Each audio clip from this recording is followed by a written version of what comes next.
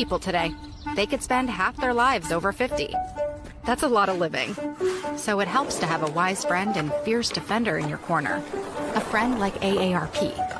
So your health lives longer. This is just slow-mo karate? Just slow-mo karate. Your money lives longer. I just bought that. I just sold that. And your happiness lives longer. That's why the younger you are, the more you need AARP. Join today. Welcome to AARP Illinois' virtual event. It's so wonderful to have you with us. AARP is on a mission to connect with individuals across various communities, especially those aged 50 and above. We're here to listen, understand, and address the unique needs of you and your community as we age. Our goal is to enrich your experience by expanding our local activities, providing opportunities for you to discover and engage with all that life has to offer right here in your own community and virtually. As we journey through today's event, we invite you to consider joining our dedicated team of AARP volunteers. It's a chance to make a meaningful impact and help us better serve those 50 plus across the nation. Connect with us and be a part of this vibrant movement toward positive change. Welcome, and let's make this event both fun and transformative.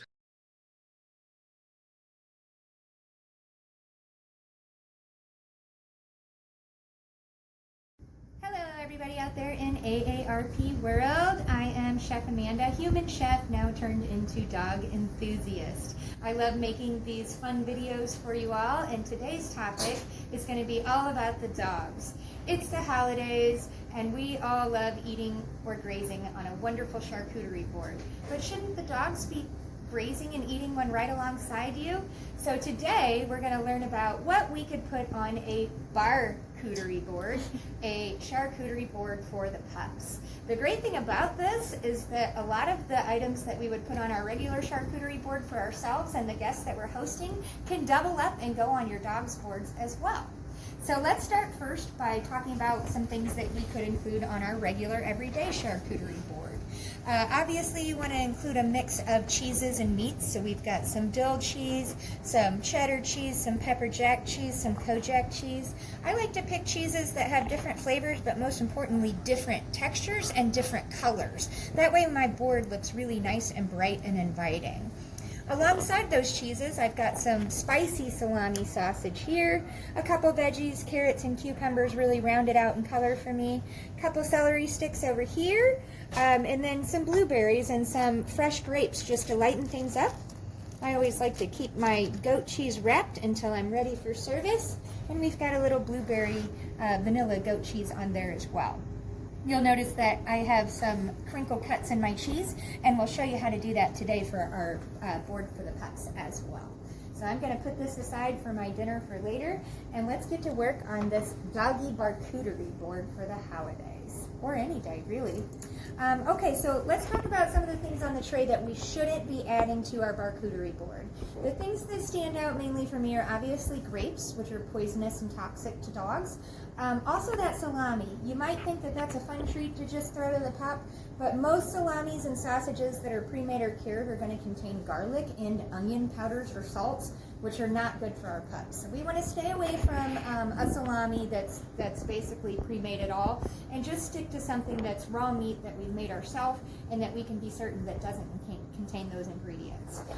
So no grapes on our board, no different salamis on our board, and I think I'll leave out the goat cheese as well, just because I know that it has sugar in the coating around it, which is not going to be good for pups either. So basically, our barkcuterie board would be a great option for somebody who's diabetic and needs to maybe think about some of those other health issues as well. We do want to add some meat to our board for our dogs, so instead of doing something that's already pre-made, we're going to make our own doggy meatballs today.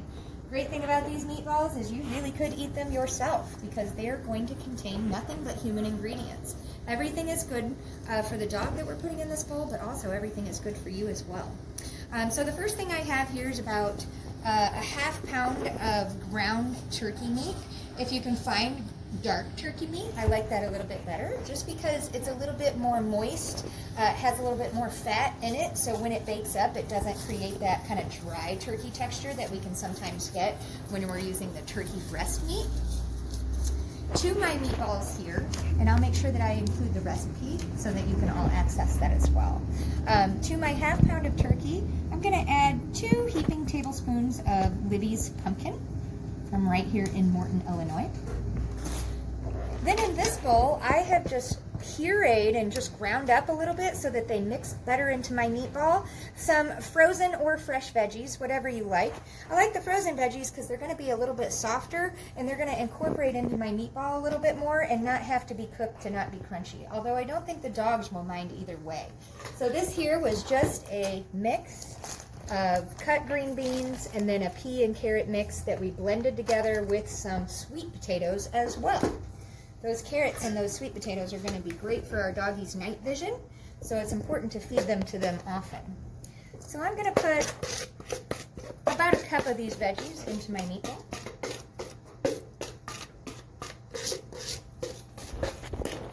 All right, so right now I've got some ground turkey meat, some peas, carrots, and green beans that got pulsed in the food processor, a couple heaping scoops of pumpkin, and let's add in some seasonings. Now, salt and pepper aren't going to be good for our dogs, but I love adding in some seasonings like ground turmeric powder, ground cardamom, I mean it is the holidays after all, some ground flaxseed meal, which is great for dogs as well, and we'll talk about those health benefits here in a second, and then some organic hemp hearts.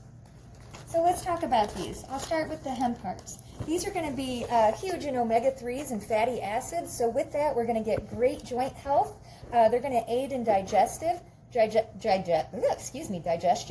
going to be great for the immune system and heart health, and it is a complete protein. So don't be afraid to hook your dogs up with some of these wonderful shelled hemp seeds. These are also great on a human salad, on a parfait, on a yogurt. I can think of a million uses for those, and they taste nutty and delicious. Next, we're going to add in some flaxseed meal. This is going to help bring our meatball together, so think about adding breadcrumbs into your human meatballs, but supplementing this and our hemp hearts instead for a healthier option. Our flax seeds are going to be great for the skin and coat of our dogs. They're also going to help to reduce inflammation, and they're great for digestive function as well. And then some spices. Again, we're going to stay away from salt and pepper here and garlic and onion, which is a typical thing we might flavor a meatball with. So instead, we're going to go with ground turmeric, which has tons of cancer-fighting properties in it. It also reduces inflammation, aids in digestion, and is great for the immune system. I give turmeric every day to my pup that has really bad joints because he's an old man. And then last, we're going to do some cardamom in there. This also improves digestion, helps to reduce gas and bloating, and it's a great breath freshener. So I like to put this in a lot of our treats. So back to our mix. The great thing about cooking for the pups is you don't have to be as concerned with measuring everything out perfectly. I'm putting about a teaspoon of each of my turmeric powder and my cardamom into my meatball. And then I'm going to do 2 heaping tablespoons of my flax. And I'm doing the ground just to make sure that it all incorporates well and we don't have any choking seed issues. And then my shelled hemp seeds. And you might be thinking, well, this looks like a meatball I could eat. Well, that's because you absolutely could. You could also add fresh herbs into here.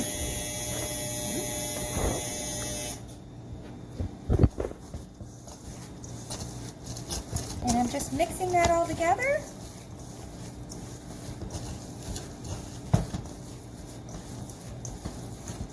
And I'm not going to over mix my meatball. I'm just going to mix it just until it's incorporated. Over mixing your meat for a meatloaf or a meatball rather, makes them a bit more chewy and a bit more tough. So if you want a meatball that really breaks apart really nicely, you want to be sure to not over mix.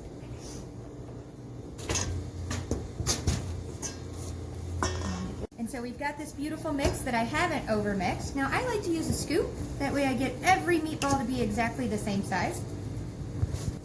And so I scoop, I level, I put it onto my sheet pan. And we'll get a few going.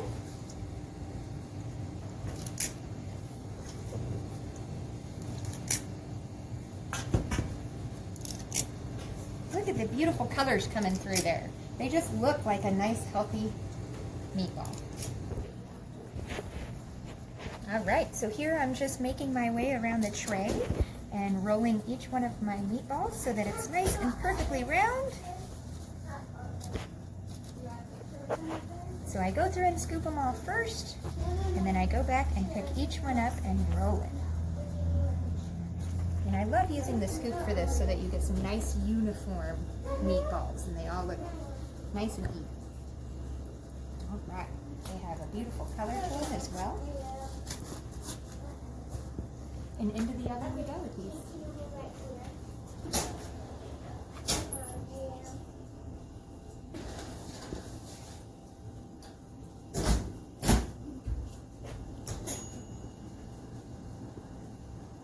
And I'm cooking those at 350 for about 15 minutes. The great thing about making meatballs for your dog is that they can be actually a little bit raw inside. They don't have to be cooked to the proper temperature of 165 degrees to be safe to eat for the pups. So now let's get to work on shaping and forming up our barkcuterie board with lots of fun treats and snacks for our pups. I'm just going to use my regular old charcuterie board here. I do like to do everything flat on there for the pups. That way when they approach it, they can just graze from a flat surface as if it were on a plate. So this seems to work really good, but any flat plate will do. We've got some fun cheeses here that we're going to cut up, and I've got a nice cheese knife that makes crinkles in the slices to use, which I think is really effective not only just in the display purpose, but also it just cuts through cheese a whole lot better, if you want me to be honest. And you can find these online for about 10 bucks. So when I'm doing my cheese, I like to try to get a lot of different shapes, but I'm also thinking about the dog eating the cheese, and I want it to be a small bite and not a super large bite. So I'm just going to do my Kojak here in some little squares. And if your dog cannot have dairy, it's as simple as just leaving it off the board. More meat. All right, and you can see this makes an adorable little square with some fun crinkle cut edges that I think look really nice. And since it's made just to cut cheese, it really does a nice job. Pick all that up, and we'll form our first spot. Now it becomes all about color and alternating in those different colors, different shapes, and different heights. So since I already did a small cube, I'm going to look to do something like a triangle and maybe even a bâtonnet or a stick for my other cheeses. So I'm going to use some dill Havarti, which happens to be my favorite cheese. And then we already have some cheddar cheese strips cut from my regular human board. So I'm just going to cut these in half and make them a little bit smaller for the dog.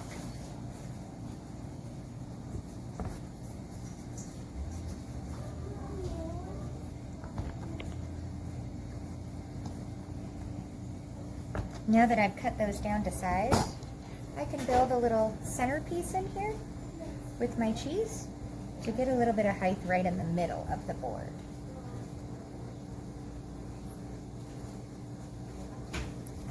Kind of looks like a tic-tac-toe board. Okay, and now back to our other cheese here. This is our third and final flavor of cheese. I don't have a triangle yet, so I think I'm going to try for that. I like making a triangle from a rectangle. And you definitely want to make sure all the cheeses that you're choosing to use for your dog are safe before you put them on there. Something like pepper jack is something you probably want to stay away from. When I cut a rectangle corner to corner, I'm going to get a nice long triangle, but I think this might be a little bit big for my pup to eat, so I'm going to actually go right in the middle and do a couple more smaller triangles too. These are fun to either stand up like this and even go from a couple different places. And you'll notice how nice it looks to alternate the colors of the cheese kind of away from each other. And repeat that process here.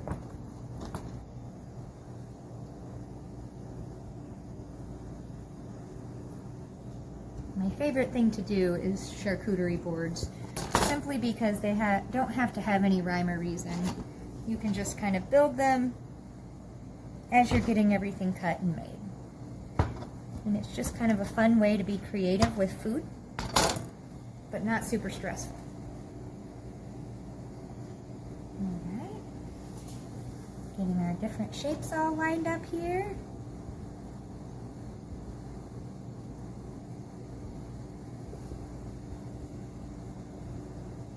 I'm always interested to see what the dog picks first. Last time it was definitely the meatballs. All right, now let's add some healthier veggies on there. We'll start with some celery sticks. Now I did a long stick, you know, that would be great for dipping on the charcuterie board, but for the dogs, we probably want a little bit smaller of a bite. So I'm just gonna kind of cut on a diagonal here and do some fun little, more bite-sized pieces.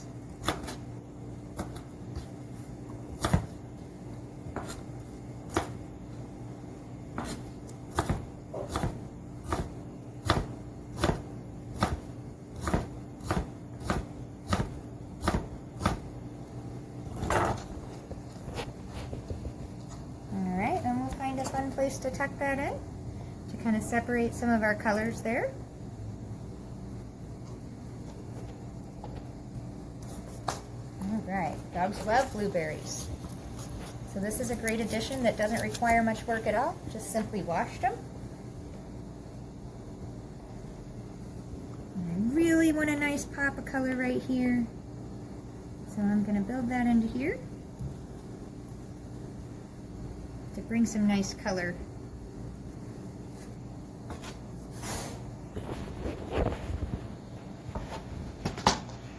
Oops. Nope. All right. Perfect. I have one dog that absolutely loves cucumbers, and I have another dog that doesn't love them so much. Not at all, in fact. But I like to include them on here because Mr. Doodlekins loves them. They're full of water, so they're a great little refresher. I do like to make them look a little fancy, so I'm just shaving off a couple strips of that peel. And then when I cut my cucumber, it gives me a little bit more color and aesthetic to it.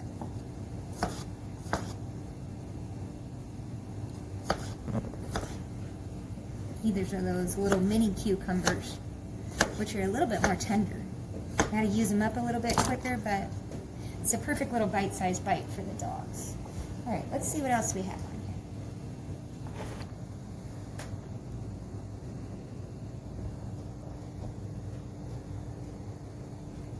Well, it's probably time to add the most popular part of this, which is going to be those meatballs. So as you can see, they're just absolutely gorgeous. We can even cut one open to see what's going on inside. Oh, that looks amazing. So you can see all that nice flax in there and those veggies, and of course that has a nice color from that turmeric.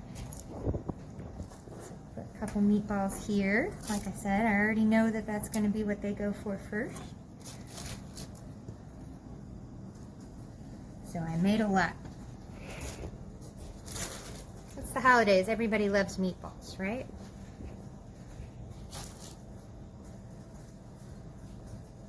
Alright, those smell amazing. And then I got just some dehydrated duck jerky here, so just duck meat that was thinly sliced and then ran through the dehydrator. And we can even cut these down to smaller pieces if you want. Easy for them to grab and run away with it. Now this is the first ingredient we've put on our barkcuterie board that I would not recommend going on your charcuterie board. Duck jerky down the side here. Let's go even a little smaller piece.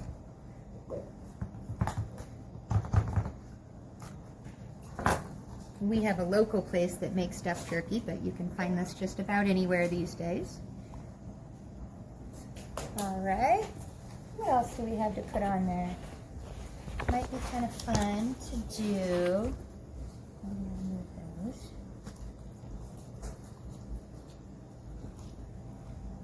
Just a little dollop of pumpkin.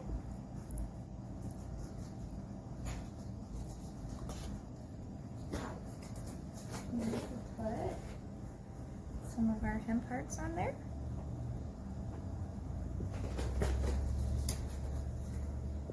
And a couple more blueberries. That looks, I just want to dive into this. That looks so cute.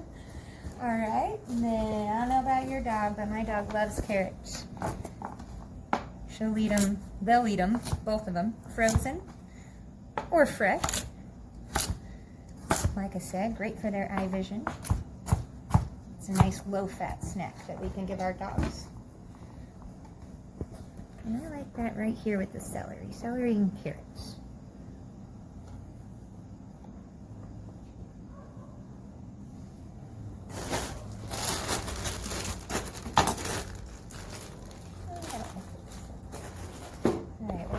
I've got some really fun freeze-dried carp here.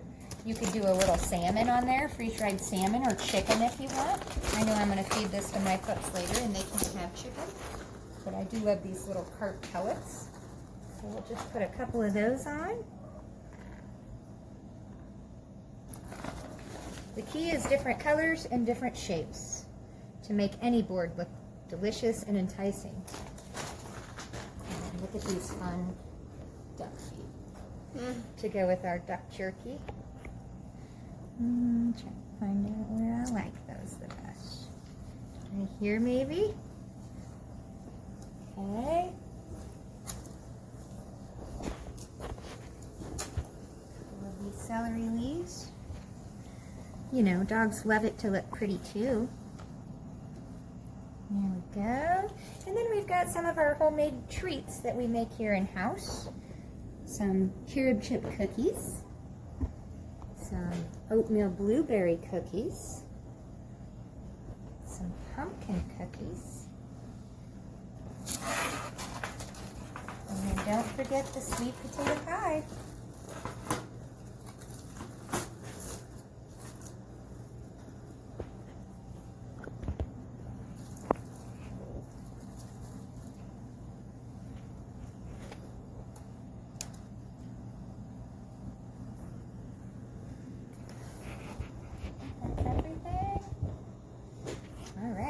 Check it out. So on our barkcuterie board today, nice little lovely treat for our dogs. We're featuring some smoked duck feet and some duck jerky. We're having a homemade turkey meatball that's made with turmeric, hemp seeds, or hemp hearts rather, and flaxseed. We've got some fresh veggies like carrots and celery, and a little bit of our pumpkin puree. That could be sweet potato too. We've got a couple different kinds of cheeses, and then of course some beautiful blueberries to top it all off. A little bit of our carp treat over here. And then a few baked goods to top it all off for a little hint of sweetness.